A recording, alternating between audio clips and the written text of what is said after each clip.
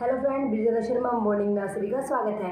तो जो आज का टॉपिक है वो बहुत ही इंटरेस्टिंग होने वाला है, लेकिन उससे पहले आपको क्या करना है, जो मैं हमेशा कहती आई हूँ, मेरी वीडियो को प्लीज़ लाइक कीजिए, मेरे चैनल को सब्सक्राइब कीजिए और बेल आइकन बटन दबाना बिल्कुल भी मत भूलिएगा। तो ठीक है, चलता हम सीधे अपने टॉपिक की और टाइम वेस्ट ना करते हुए। तो आज का जो मेन मुद्दा है माँ बाप का, सिर्फ और सिर्फ यही है कि हमारा बच्चा पढ़ता नहीं है। जी हाँ, बच्चा पढ़ता नहीं है। बच्चा कभी खेल रहा है, कभी उसको जब स्टडी करवाने बिठाते हैं तो उसको वॉशरूम जाना है, उसको पेट में दर्द है, या फिर बच्चे को पढ़ने का मन नहीं है, तो 100 बहाने बच्चे पढ़ाई से मन हटाने के लिए करते हैं। तो कहीं ना कहीं मैं हमेशा दोनों पॉइंट से सोचती हूँ और दोनों पॉइंट से मैं बोलती चली आती हूँ कि हाँ, हमेशा बच्चे की ही गलती नहीं है, पेरेंट्स की भी गलती बराबर है।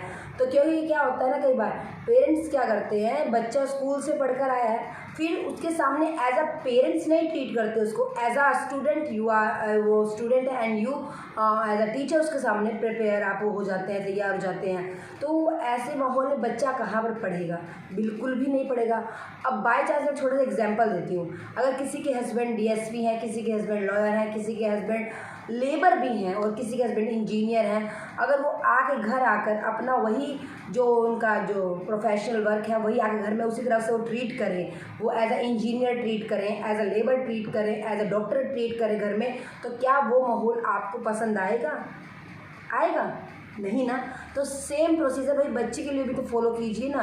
जब वो चीज़ आपको पसंद नहीं आ रही है तो वही बच्चा अभी स्कूल में 8 घंटे 9 घंटे लगा के आया है और आते ही घर में उसको घर का माहौल ना मिलकर उसको एकदम स्कूल का माहौल दिखा दिया गया है। माँ की जगह उसको टीचर नज़र आ रही है, ठीक है, भाई बहन की जगह उसको क्लास के स्टूडेंट नज़र आ रहे हैं जिनके साथ उनकी उसको कंपेयर किया जा रहा है। तो बताइए, ऐसे माहौल में क्या बच्चा पढ़ पाएगा?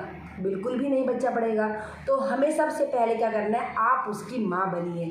आपको उसकी माँ बनना है और उसके बाद आप उसको पढ़ाई की तरफ लेकर जाइए, उसको एक्टिविटीज़ की तरफ लेकर जाइए, कोई प्रॉब्लम नहीं होगी। क्योंकि उससे क्या हुआ कि बच्चे को अगर टीचर अच्छा नहीं है तो टीचर को हम एक्सचेंज कर सकते हैं, दूसरा बदल सकते हैं। एक्सचेंज ऑफर चलता है ना कि ये टीचर अच्छी नहीं है तो दूसरे टीचर को ले लेंगे, दूसरा अच्छा नहीं है तो तीसरे टीचर्स को ले लेंगे। बट अगर एक माँ अच्छी नहीं है तो क्या माँ को बदलने का कोई नुस्खा है या फिर कोई स्कीम है? नहीं ना। तो उसी तरह आप प्लीज़ माँ हैं, माँ बनकर रहिए। बच्चे के लिए टीचर उसके स्कूल में हैं, ऑलरेडी हैं, जहाँ आप अच्छी से अच्छी मोटी खासी फीस दे रही हैं, फिर उसके बाद आप बच्चे को ट्यूशन भी भेज रही हैं। तो आप ऐसा मत माहौल क्रिएट कीजिए कि बच्चा घर से भी डरे।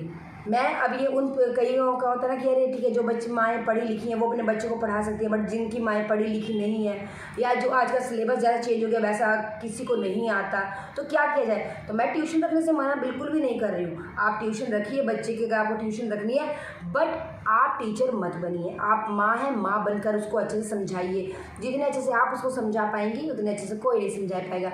इसलिए पहला रूल याद रखिए, आप माँ हैं, माँ बाप हैं, आप माँ बाप बनकर रहिए, आप टीचर मत बनिए।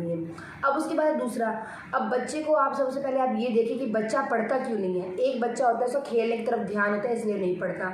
दूसरा बच्चा होता है कि उसको कोई सब्जेक्ट में डर होता है या उसको ये डर रहता है कि मैं याद नहीं कर पाऊंगा, मुझसे ये नहीं हो पाएगा, इसलिए वो पढ़ाई से हटता है। और तीसरा क्या होता है कि उसको होता है कि मैं थक के आया हूँ, मुझे यहाँ पर स्टडी नहीं करनी है। तो ये होता है। पहले आप बच्चे को देखिए कि बच्चा किस लिए पढ़ाई नहीं करना चाह रहा है। क्या उसको फ़ोन देखना है, या उसको बाहर खेलना है, या फिर उसको पढ़ाई से डर लग रहा है, या फिर उस बच्चे को उस टाइम आराम करना है, वो घर पे नहीं पढ़ना चाहता। तो अब मैं आपको हर एक पॉइंट का मैं आपको सोल्यूशन बताती हूँ। अगर आपका बच्चा फ़ोन देखना चाहता है, टीवी देखना चाहता है, स्क्रीन के आगे ज़्यादा रहता है, गेमिंग्स वगैरह खेलता है, तो आपको क्या करना है, बच्चे के साथ बोले कि हमारे घर में एक रूल है, अगर आपको फ़ोन देखना है, अगर आपको गेम खेलना है, अगर आपको स्क्रीन के सामने बैठना है, तो हमारे घर का एक रूल है कि हमारे घर का रूल ये है कि पहले आप स्टडी कीजिए, आप पहले पढ़ाई कर लीजिए, उसके बाद आप जितना टाइम हो आप उतने टाइम पे आप फ़ोन देखिए, खेलना खेलिए, जो करना है आप उसके टाइम। पहले आप स्कूल से आते ही थोड़ा सा रिलैक्स हो जाइए, रिलैक्स होने के बाद आप अपने होमवर्क को कंप्लीट कर लीजिए, फिर उसके बाद आप स्क्रीन के सामने बैठ सकते हैं। अब दूसरा कि बच्चा अगर हमारे एक्टिविटीज़ की तरफ है, मीन्स कि उसको खेलना कूदना पसंद है, तो ये देखिए बच्चे को किस तरह का खेल पसंद है। क्या बच्चा फुटबॉल खेल रहा है, बैट बॉल खेल रहा है, तो किस तरह का बच्चा गेम खेल रहा है। अगर आपका बच्चा गेम खेल रहा है मीन्स की एक्टिविटीज़ वो फिजिकल गेमिंग कर रहा है, तो आपको उसको और मोटिवेट करना चाहिए कि बच्चा वेरी गुड, आप ये चीज़ कर सकते हो, लेकिन उससे पहले आप अपना होमवर्क कंप्लीट कर लीजिए, ताकि 5 मिनट का काम है, अपना होमवर्क आप कंप्लीट कर लीजिए। होमवर्क कंप्लीट करेगा आप खुद जाइए, मैं आपको खुद छोड़ के आऊँगा या छोड़ के आऊँगी, और बहुत अच्छा आप कर रहे हैं, बहुत अच्छा आप प्लेयर बन सकते हैं, आप बहुत ही अच्छा इस चीज़ में कर सकते हैं। तो ये क्या होता है ना, बच्चे को हम खाली अब आज के टाइम ऐसा है कि आप बच्चों को खाली स्टडी की तरफ आप उसको पुश नहीं कर सकते। आज हर फैक्टर में बच्चा जाता है, तो अगर बच्चा आपका अच्छा है प्ले में, अगर आपका बच्चा गेम में, या फिर आपका बच्चा आर्ट में, या फिर आपका बच्चा ड्राइंग में, मतलब किसी भी चीज़ में अगर आपका बच्चा अच्छा है, तो प्लीज़ उसमें उसको मोटिवेट कीजिए, खाली उसको स्टडी की तरफ पुश मत कीजिए।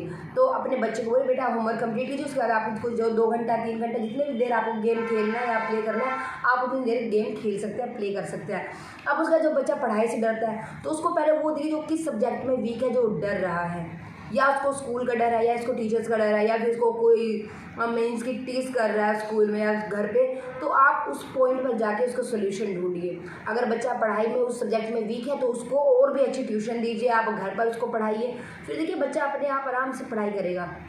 अब उसके बाद आता है कि बच्चा कहता है कि हम खेल के आए हैं, या हमें खेलना है, हमें पढ़ना नहीं है, या फिर हमसे ये पढ़ाई नहीं होता है, या हमें पढ़ना नहीं है, या फिर टीचर ने कल टेस्ट लेना है, तो 100 बच्चे के पास बहाने होते हैं ना पढ़ने के। तो या कहते हैं ना बच्चे के बारे में, मम्मा हम बाद में पढ़ लेंगे।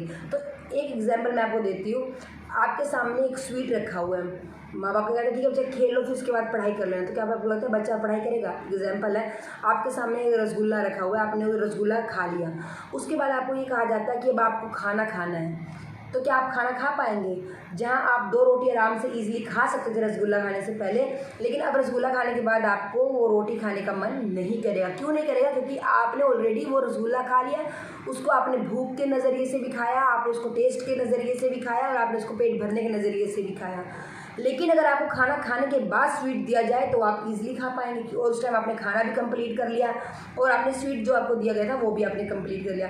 बस उसी वे में आपकी स्टडी भी है। अगर आपने बच्चे को पहले इसको खेलने के लिए भेज दिया, या इसको हाथ में फ़ोन दे दिया, तो बच्चा पढ़ाई तो बिल्कुल करेगा, उसको मेंटली भी वो थक चुका है, फिजिकली भी वो थक चुका है, तो अब बच्चा तो स्टडी नहीं कर सकता। तो बच्चे को सबसे पहले आप क्या कीजिए, हमारे घर का रूल समझाइए कि हमारे घर के तो रूल यही हैं। उसके सामने आप भी डायरेक्टली फ़ोन लेके मत बैठिए। जब बच्चा पढ़ाई कर रहा है, तो आप भी उसके साथ फोकस कीजिए, पढ़ाई कीजिए, नहीं तो आप साइड हो जाइए, आप उसको पढ़ने दीजिए, उसको स्पेस दे दीजिए। उसके बाद बच्चे को अगर जब गेम खेल के आता है, तो उसको प्रोत्साहित कीजिए, वेरी गुड बेटा तुमने तो बहुत अच्छा किया इस चीज़ में।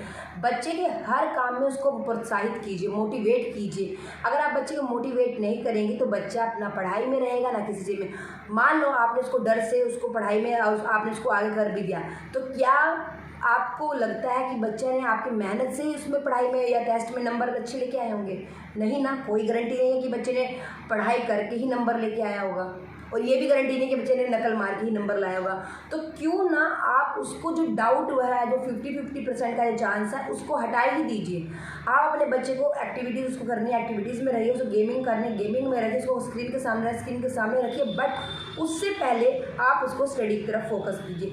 अगर आपका बच्चा 35% भी लेकर आता है, तो उसमें उसको आप क्या कीजिए, अगर आपका बच्चा 35% भी लेकर आ रहा है, तो आप उस 35% में भी उसके साथ इंजॉय कीजिए, उसको अप्रिशिएट कीजिए, उसको प्रोत्साहित कीजिए कि वेरी गुड बेटा तुमने 35% लाया है। आप उसको 35% में उसको शाबाशी देंगी, तो देखिए वो नेक्स्ट लेवल पे 37, 40 ऐसे अपने एवरेज को बढ़ाएगा।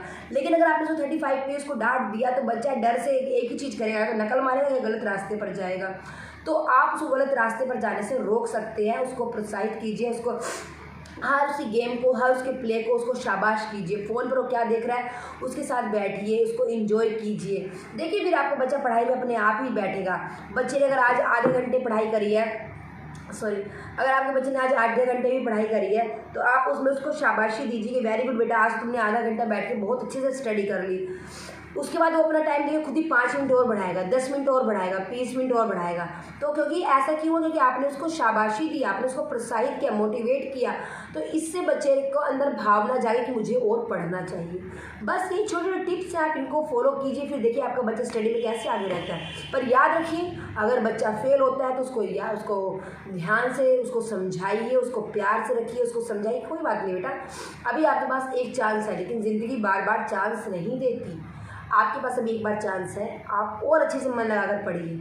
आपको कहाँ दिक्कत थी, आपको क्या समझ में नहीं आया था, आपको क्या प्रॉब्लम लग रही थी, आप उस पॉइंट को समझने की कोशिश कीजिए। फिर देखिए आपका बच्चा आपको समझेगा और नेक्स्ट टाइम पे देखिए अच्छे से इम्प्रूव होकर आएगा। लेकिन आपने उसको पहली बार फेल होने पे उसको मार दिया, पीट दिया, तो उसके बाद वो क्या करेगा, पढ़ाई की तरह उसको पता कि मैंने पढ़ के तो मैं फेल ही हो गया था, अब मुझे क्या गलत रास्ते पर जाके पास होना है।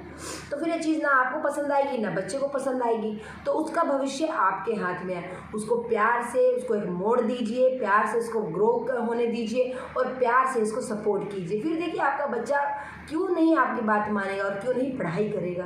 तो बस छोटे छोटे से पॉइंट इनको फॉलो करिए और देखिए आपका बच्चा अपने आप पढ़ने लगेगा। और इससे पहले अगर मेरी वीडियो आपको पसंद आई है तो प्लीज़ मेरी वीडियो को लाइक कर दीजिए, मेरे चैनल को सब्सक्राइब कर दीजिए और बेल आइकन बटन दबाना मत भूलिएगा।